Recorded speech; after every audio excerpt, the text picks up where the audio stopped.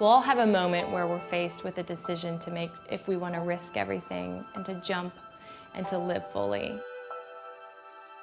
And once we do, that journey and that spiral will actually teach us more about ourselves than we would have ever known if we'd played it safe. As women, when we take on all these roles and all these responsibilities, we lose sight of what makes us uniquely us.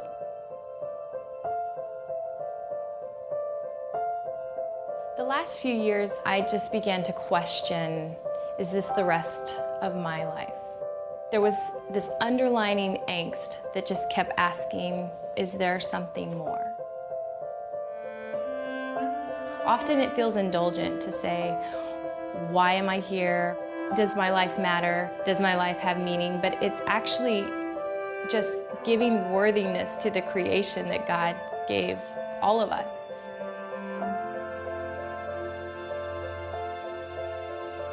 We look in the mirror and we wonder, have we missed this? Do we have calling in our own lives? Will we find it? Is it really there?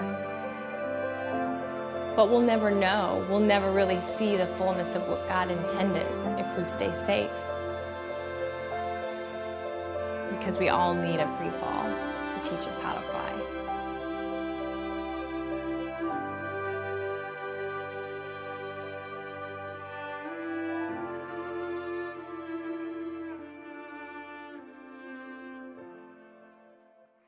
Good morning. It is such a privilege and honor to be here. I'm so grateful.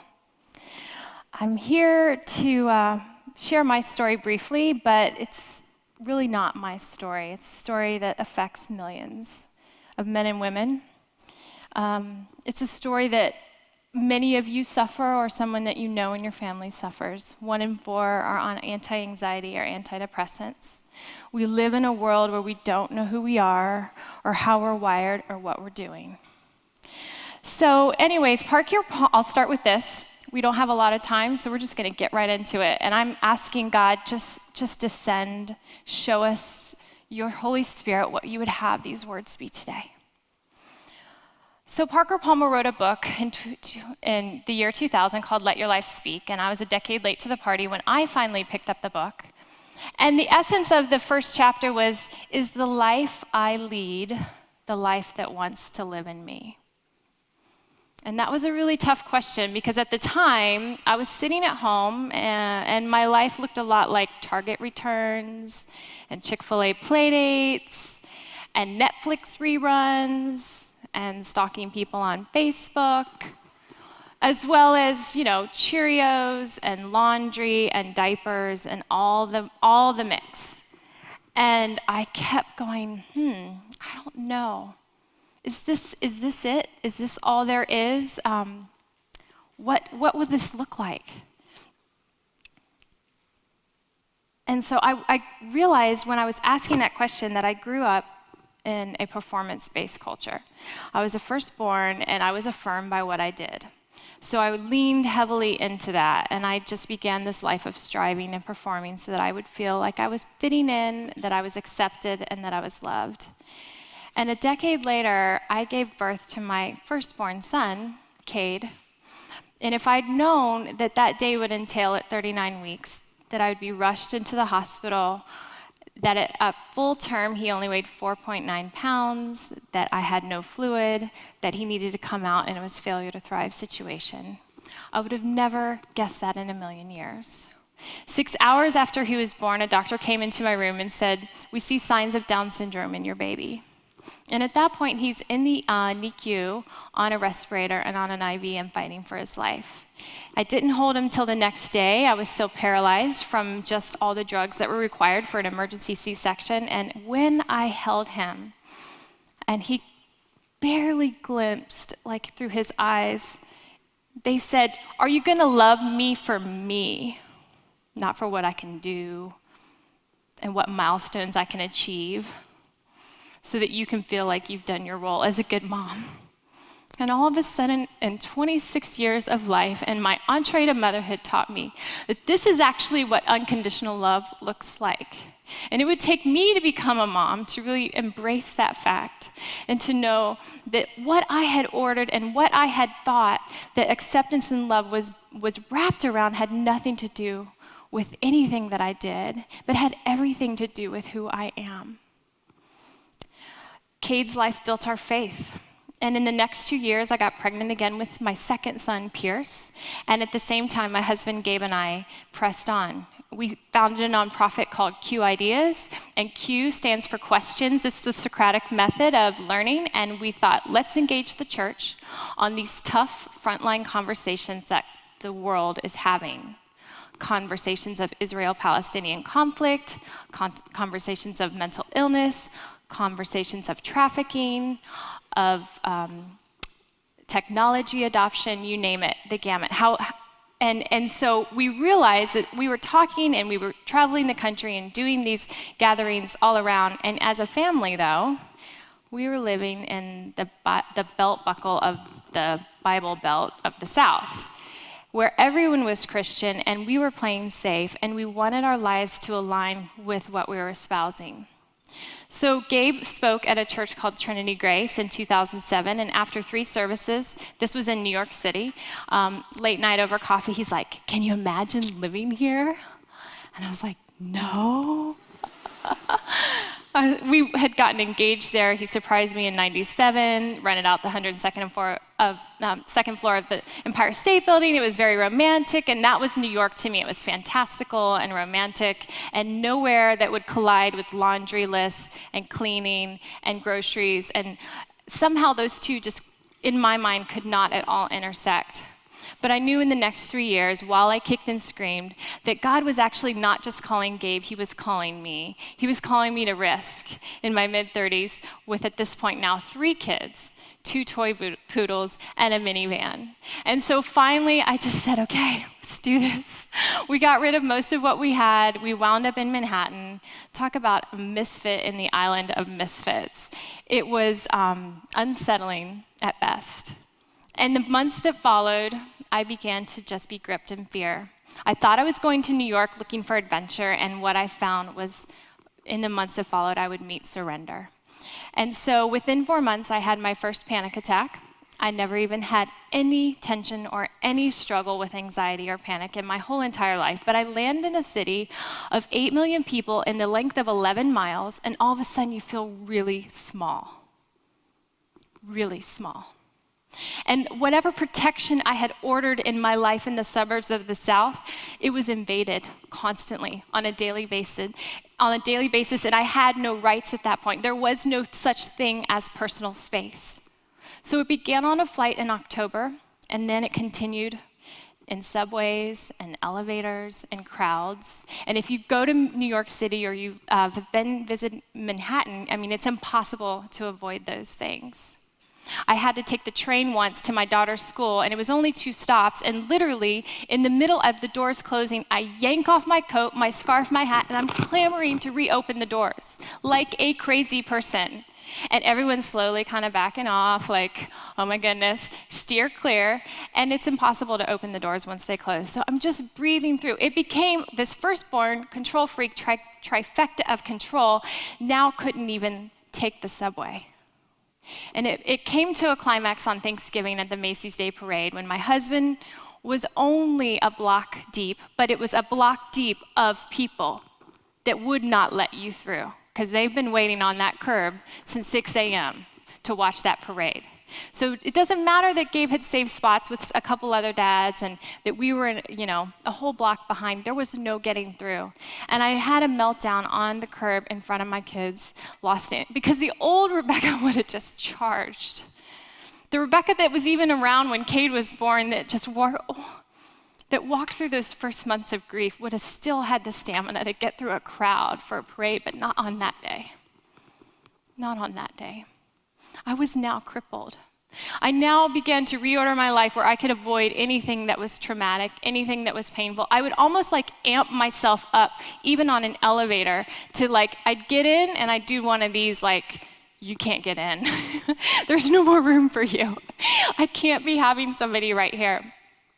So this continues for a while. And I heard a quote by a dear friend, Louis Giglio, at a Passion conference. And he said, "Hope and sorrow in it all, there's rescue and there's not." And I was like, well, isn't that just great? There's rescue for some and there's not for others. What does that even mean? So this is in January in the dead of winter, and I walk through Central Park, and I'm like looking at the heavens going, why, oh why is there rescue and there's not? And as audibly as I could listen, he said, stay. And I was like, stay? What does that even mean? And he said, stay in the freefall, for only there will you find rescue. Because up to that point, I cursed the city every morning I would wake. I would blame it for all my anxiety and for all my panic, and everything in me just wanted to run back to Atlanta where it was safe. I would rather live half alive in mediocrity in Atlanta than spiral to my death in New York. That sounded more compelling at that point. And God's like, no, I have you here. I have brought you here. I have plans and purpose that you have yet to see, and I need you to stay. And I realized my whole life in that moment, I had been a runner, fight or flight. If I couldn't get my way, I would exit the room with a silent treatment. If it wasn't what I thought it would be, I would just remove myself from the situation. And that's what panic is. A panic attack makes you think that if you don't escape, you will die. That is the only reprieve, is to run fast. So after a few more months of this, on September 20th of 2011, I prepared for bed like I did so many nights before, because I knew usually midway through the night I would wake with suffocating panic. And I'd learned all these breathing exercises and to lean your legs up against, like laying on your back and all of this kind of stuff. And so I did. And I woke up at 3 in the morning again, unable to speak, gripped in fear, clenching onto my husband's arm while he begins to pray like he always does. And I could not speak. And immediately, within about 30 seconds, I said, rescue me. Like I found the words, I just said, rescue me. And I didn't stop there, I said, deliver me. I cannot do this. I cannot do this without you. In a matter of moments, my body broke and fell flat and stopped moving and stopped trembling, and my heart stopped pounding all in a moment. And nothing could move but my eyes darting back and forth into the dark like, what is going on? And finally I said, Gabe, did you see that? He's like, you stopped. It was the first time I had actually broke and stopped in the middle of panic, where I didn't have to exit and I didn't have to run. It was done. And I knew that this bondage of fear and oppression was broken. And I didn't have language for that because I grew up in a Baptist church and we didn't understand what all of this, the spirit and power and healing and resurrection, what in the world does that look like? But in the days that followed, the scales began to fall from my eyes, and I began to see people all around me in the city. There are over 40 million people that suffer anxiety and disorder. There are $42 billion spent in the US on treating this disorder. We are bright, shining stars. And these are bright, shining people who have gone to college and have gotten degrees and have known what they wanted to do with their life. And they have found themselves a decade later lost and confused and afraid. I began to study. I dug into the research on this. 1 in 4 women are on medication. That means someone in every family is diagnosing that is under some sort of medication for this. If it's not you, it's someone you know and love. I started to study the work of Viktor Frankl, who wrote Man's Search for Meaning. And he basically said that life is never made unbearable by circumstances, but only by lack of meaning and purpose. And the premise that he said, when I finally saw this and looked back on my journey for the last 18 months, he said, the root of anxiety is unfulfilled responsibility. And that resonated so deeply with me because at the same season that I was crying out to God for rescue, I was questioning, what was my purpose? I was facing a daily fear of purposelessness, that maybe when he knit me in my mother's womb, that he didn't have specific intention. And I started to see calling as treasure. And what is more devastating? To think that God has laid up treasure for you and that you cannot find it, or to think that maybe you were exempt, that there isn't something that he has very unique and specific for you. And I sometimes bridge that gap, like maybe I missed the boat. My husband was the antagonist. He would skip down the street, like living in his calling and living in New York and running Q and full of passion and fervor, and I'm just like crying in the corner. But I have to say that when the breaking happened, that the moment of surrender where I cried out and I said, I cannot do this without you. I do not want to live the life that Rebekah has ordered, buttoned up with a bow, that is safe and risk-free and unpurposed and has no calling. I want to lay it all at your feet and I want to know what it is that you have. Parker Palmer says that we arrive in this world with birthright gifts. And then we spend the first half of our lives abandoning them or let others disabuse us of them. Then, if we are awake and aware and able to admit our loss, we will spend the second half of our life trying to recover and reclaim the gifts we once possessed. I believe God is in the business of recovering and reclaiming. I think even here in college, as you are studying what you want to do with your life, I think he wants to remind you, what were you so passionate about when you were 6 and 7 and 8 and 9? What was effortless for you as a child? What did you do so much it drove your parents crazy that you just couldn't be stopped?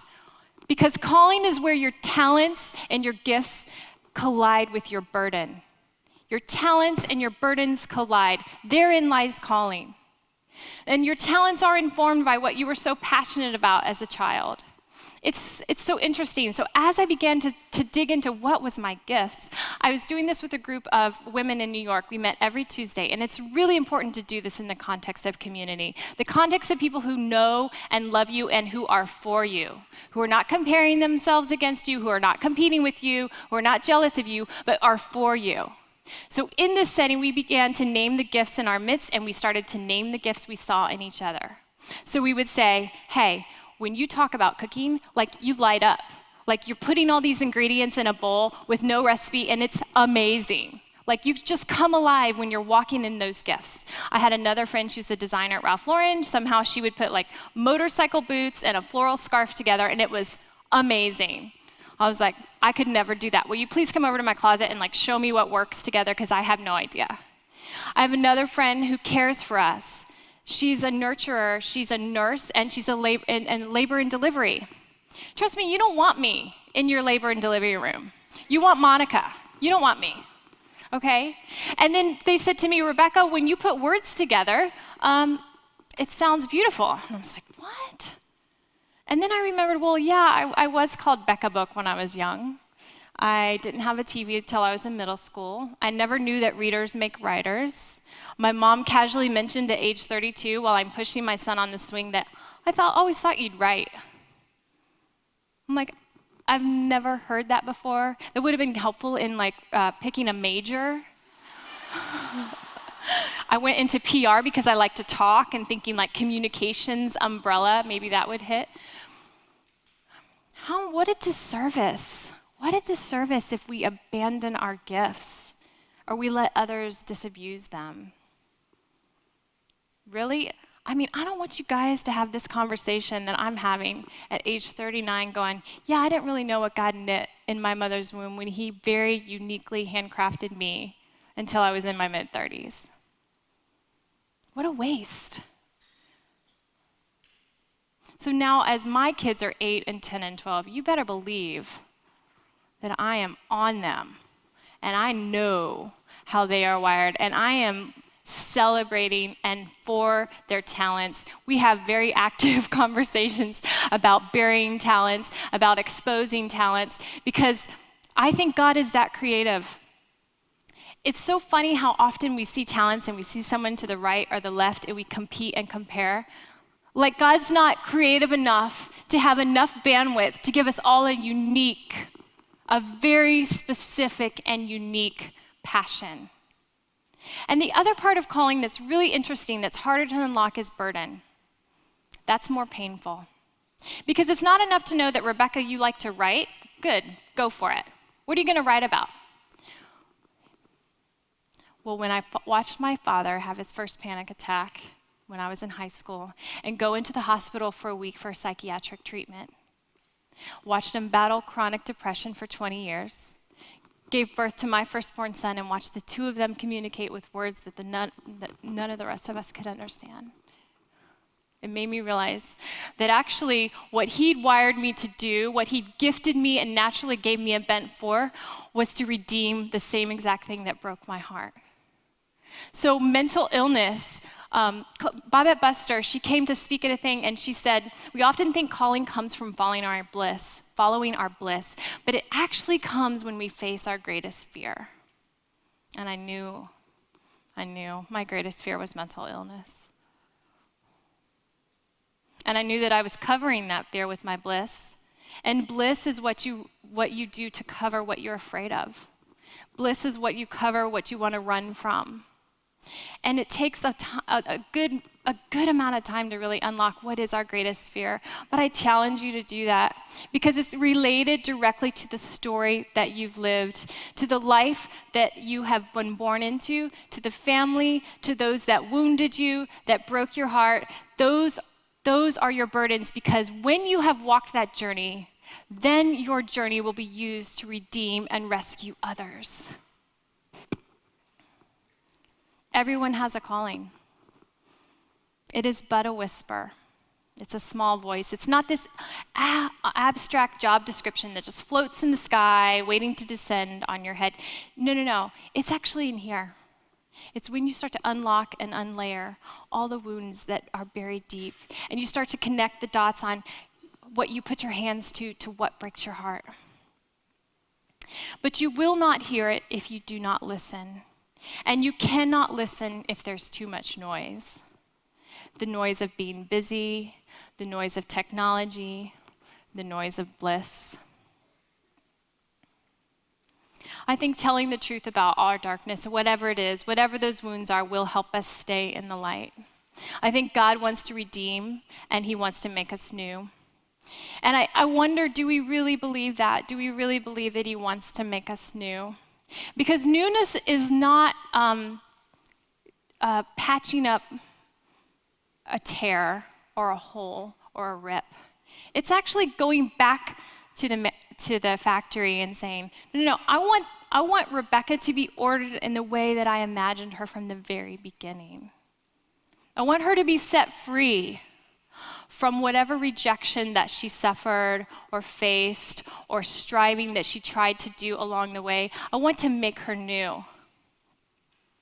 I believe God has told us this day that he's for us and that he wants to set us free. And it's going to take some soul work.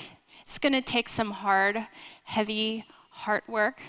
But when we do, and we start to have these conversations, and that often follow a journey into darkness. So for me, it was depression, it was anxiety. It might look different for the rest of you, but whatever your story is, don't ignore. Don't ignore the promptings that you feel. Don't ignore the burdens that you're carrying. Don't try to hide it, party it away, cover it up, because I promise you it will surface again. God wants to set the captives free, and we often create our own prison just because we just don't really believe that he wants to make us new. So I just ask today that if you are walking through darkness, Winston Churchill says, you keep walking.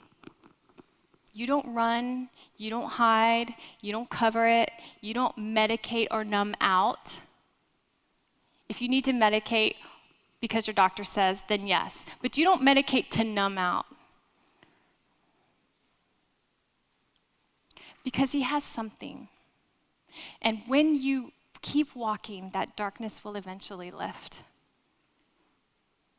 And your story will shine. And his light will shine in you. And you will be a part of setting captives free. Biola University offers a variety of biblically centered degree programs, ranging from business to ministry to the arts and sciences. Visit biola.edu to find out how Biola could make a difference in your life.